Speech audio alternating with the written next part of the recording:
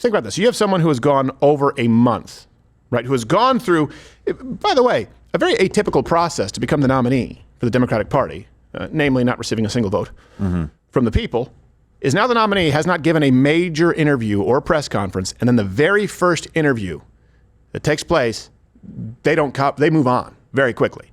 That should have been wall-to-wall coverage. It tells you that there's something there that they know doesn't play very well.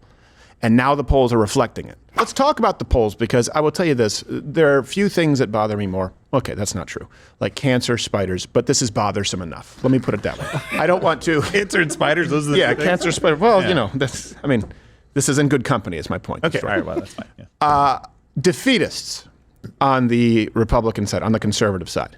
It's just amazing. And you see people who are quitters. This is when people are out there and they pseudo-motivational speak on Twitter, and then they fold so quickly, and they tell you, well, I'm not being a defeatist, I'm just being realistic. Really? Because of half of a percentage point difference, by the way, of the polls out there. And Kamala Harris now has lost her lead. According to most leftist sources, to be clear, we make all those references available at louderwithcrowder.com or the link in the description. We talked about this while the convention was going on. She was not experiencing the kind of a bounce that you typically have. You typically have a bounce in the convention, and then there's sort of a fuse, a delayed reaction afterward where you usually have a very big bounce, sometimes 10, 15 points. Yeah. That has not been experienced, and it might be surprising considering how much of a bounce you may have expected if you listen to the media.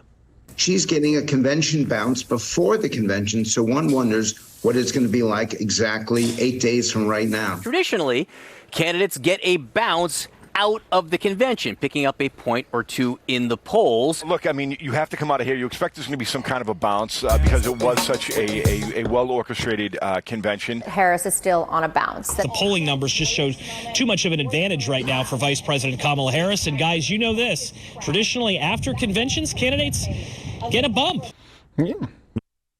Yeah, bounce is the word of the day. You know this. Just follow the bouncing bitch. So, I think I remember Tigger talking about this. I'm biracial, boo. What? Am I Indian? Am I black? Who knows? Fine. I didn't know you were going to pull that out. By the way, can someone do something about Eeyore? He's going to kill himself. He will. Why do old ladies love him? I don't know. Oh, boy. No, that's Piglet. Oh, that's Piglet. I don't know any of them. Gerald, you have to get your references right. Just jump off. I'm an idiot, so. Spoiler alert, the bounce hasn't materialized, which brings us to this week's Poll Watchers.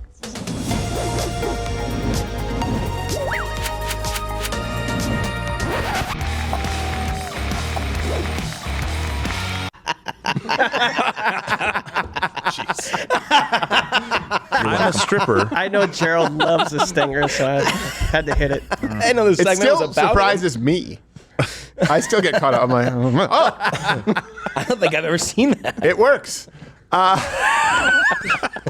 So a couple of things to keep in mind here. First off, the chance of Kamala Harris winning right now. So Nate Silver, I'm not saying he's ultra reliable, but he would be a center leftist. He was one of the most accurate in 2020. That's one of the reasons we're using. But now everyone says that he sucks. Everyone's turned on him. Everybody's going to say that. Yeah. So he's not the only reference, but he now right now today, I believe we're September 2nd, right? Third. Sorry, September 3rd. Close. Labor Day screws you up. Yep. Thanks, unions. He has Donald Trump's chances of winning at 55% and Harris at 44%. Whoa. Okay. Now, keep in mind that August 25th, that was 3 days after the DNC bounce, Trump was at 47 and Harris was at 52. Dang. So that bounce has gone away. Let's look at the poly market odds. This is the betting odds, effectively. They have Trump at 51% and Kamala at 47%. Again, August 25th, 3 days after the Democratic National Convention, Trump was at 49, Kamala was at 50. So you're seeing this widening, which is interesting because a couple of reasons. The closest thing we have to an interview is that 18 minutes on CNN. Yeah. And the media decided to focus on Arlington National Cemetery because they clearly wanted that to be buried. Think about this. You have someone who has gone over a month, right, who has gone through, by the way, a very atypical process to become the nominee for the Democratic Party, namely not receiving a single vote from the people, is now the nominee, has not given a major interview or press conference, and then the very first interview that takes place, they move on very quickly. That should have been wall-to-wall coverage. It tells you that there's something there that they know doesn't play very well. And now the polls are reflecting it. So that's got to be scary. It's got to be scary for Kamala Harris. To all the defeatist conservatives, right now she's living in her own personal hell going, wait, the only way to write this is to get out there more, but every time I speak, people hate me. Yeah.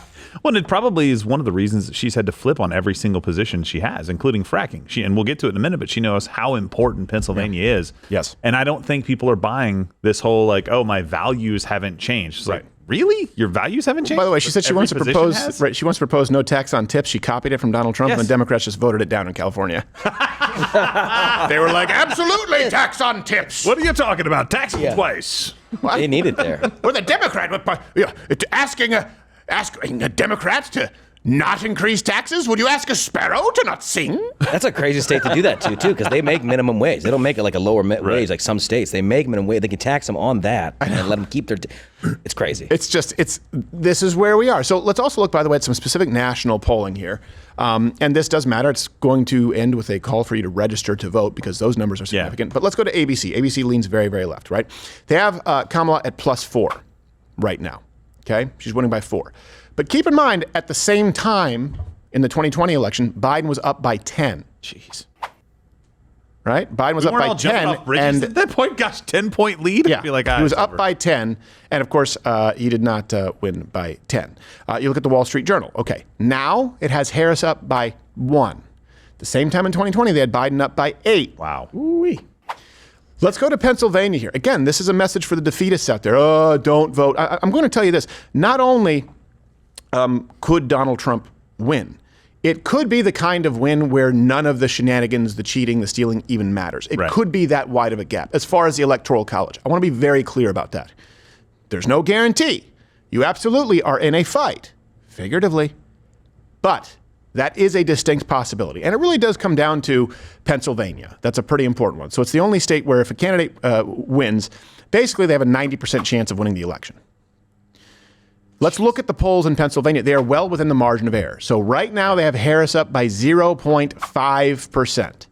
At the same time, in 2020, they had Biden up by 4.2%, and he ended up winning by 1.2. So if you just take that margin of error and you would apply it, right, with the same inaccuracy, Donald Trump would win Pennsylvania. And again, this comes from post-DNC bump. She was up a little bit in Pennsylvania. She was consistently losing Pennsylvania. As a matter of fact, Joe Biden was so consistently losing Pennsylvania, they swapped him for Harris. She was still losing Pennsylvania. It went up a little bit. Now the trend is back down. So that does matter because we have a lot of people watching. Right now, you may be watching or listening in Pennsylvania. It's the third, I think, biggest state, top 5 biggest states of people who watch here in the United States. Let's look at the voter registration in Pennsylvania. On Election Day in 2020, the Democrats had a 686,000 advantage as far as voter registrations. Right now, they're up by, call it a little more than half that, 358,000. So 686,000 and right now 358,000. Right. And I know what a lot of people are going to say is we've got several weeks to go, obviously, until the election. But the weekly reports that are coming out right now, Republicans are gaining ground. We're continuing to gain ground. It's not like that number seems like it's going to reverse. No, it's not. And keep in mind, again, if you want to put a sharper number on it, Biden won Pennsylvania by only 80,000 in 2020. And it's kind of his home state, I guess, because, like Scranton, no one really identifies him as Mr. Pennsylvania anymore. Really? Yeah, he's not walking around in a Pennsylvania sash. But the point is, he should have won that quite easily by 80,000 people in 2020. Look at the voter registrations. Look at the polls. Compare them to where we were at this point in the election last go-around. Republicans out there, conservatives in Pennsylvania, or people, frankly, who just don't want to see a system rigged anymore, register to vote, get out, vote, and talk to people about this election.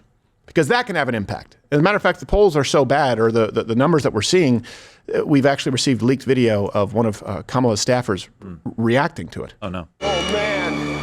Oh, God. Oh, man. Oh, God. Oh, man. Oh, God. Oh, man. Now, don't do anything rash. No. We see you as a worthy adversary. We don't. There are resources. Stay in the fight. Yeah. If you are that upset. And let's look, too, by the way, while we're talking about Pennsylvania, they are so desperate, the left, that I don't know. Would you say this qualifies as election interference? I know that I shouldn't provide my bias, but yep, So No comment below there. Monday, there's a series of pro-Kamala Philadelphia Eagles posters that were showing up all over Philadelphia. And the ads linked the Eagles official voter registration website. By the way, just to spoil, it turns out it was all fake. Oh, wow. And I don't know if you know this, but in Philly, they're really big on the Eagles. That's a big thing. Yeah. Yeah. They lose, people riot. They win, people riot. I believe, and I can be fact-checked on this, I believe they're the only stadium that has a jail underneath it. Not even kidding. Really? Like that, yeah. Well, that's fitting. Yeah, not even kidding. Pull that up if that's real. I heard that several times from different people. I hope it's real. I do hope it's real, but I cannot confirm that. So it turns out all of this was fake, and the Eagles actually had to issue this statement. Again, the state of Pennsylvania, which may be what the entire election is hinged upon. This was a statement. We are aware counterfeit political ads are being circulated and are working with our advertising partner to have them removed. How you doing on getting a Super Bowl win? You working on that too? Well, they got one a few years ago. They got one. They said the NFL will catch you on copyright infringement. Yes, they will. They're serious about it. Kamala put on the uniform, how quickly she'd be destroyed on a football field? Come on. I can't buy that. I don't think anyone was saying she was going to get on the field. Well, I mean, she was decked out in full regalia. She definitely don't have a tight end. Hey, we don't know. With those pantsuits, you can't tell. Yeah, it's hard to tell. Yes, you can. We know she brought up knee pads, though, so that's good. That's because he's really looking. No. The new Philadelphia Phillies poster, by the way, is spot on, though. That one is, we got to... That's pretty good. Yeah. Go Phils? What's that? What is that from Nolans? Go Phils. That's how they talk there. Go. And just because people often think this is only about the politicians, this is only about politics, it's only about voting, it's not. Of course, register to vote, take an active role. I would say that the more important role is that of influence in your community and understanding that the enemy is not just Washington, D.C., but New York, D.C., the entertainment, media, industrial complex. CNN actually weighed in this morning with some fantastic reporting on this controversy. Am I not turtly enough for the Turtle Club? Sorry, wrong clip. It'll make sense. It's also coded in people's brains, this picture of Kamala Harris with the Eagles. So, again, this is not the largest example of voter misinformation out there, but again, it's something that we might see as we move forward towards the election. And I should note, I reached out to the Harris campaign for comment. They have not gotten back to me just yet. I don't believe you reached out to anybody because I don't trust you to do your job. Nope. Not after that. Can we go back to where that starts? He's looking down. It's like the car honks. Like, do your job. Yeah. Bro, get on air. They're oh, shoot. Oh, shoot. I'm on camera. No, that was the truck down this. That was... So, again, dude, don't miss your report, dude. The most trusted name in news. Bitch, you're on. By the way, of course, you all know Fetterman, who's, win some, lose some. He also weighed in.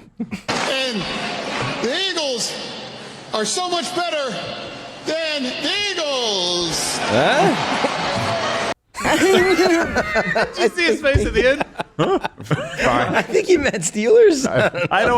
I'm not sure exactly what he was saying there. It was like both a pander. It was a pander and an insult at the same time. I think it was an after effect of the stroke. It's like, I slept with your mother and she was a very skilled, tender lover. Vote Fetterman. Woo! Her? The mother lover. Sounds to me like you actually took her needs into consideration. Yeah. It's not really an insult. It's kind of a healthy expression of intimacy. All right. Also, is she okay? You're 8 feet tall. Well, he lived in the mines for like 9 years. Okay. He did. No, it didn't work. He lived in a mine. He lived in a mine shift. Yeah. Keep watching. Click. Keep watching. Click. Keep watching. Click the keep watching. Click. Keep watching.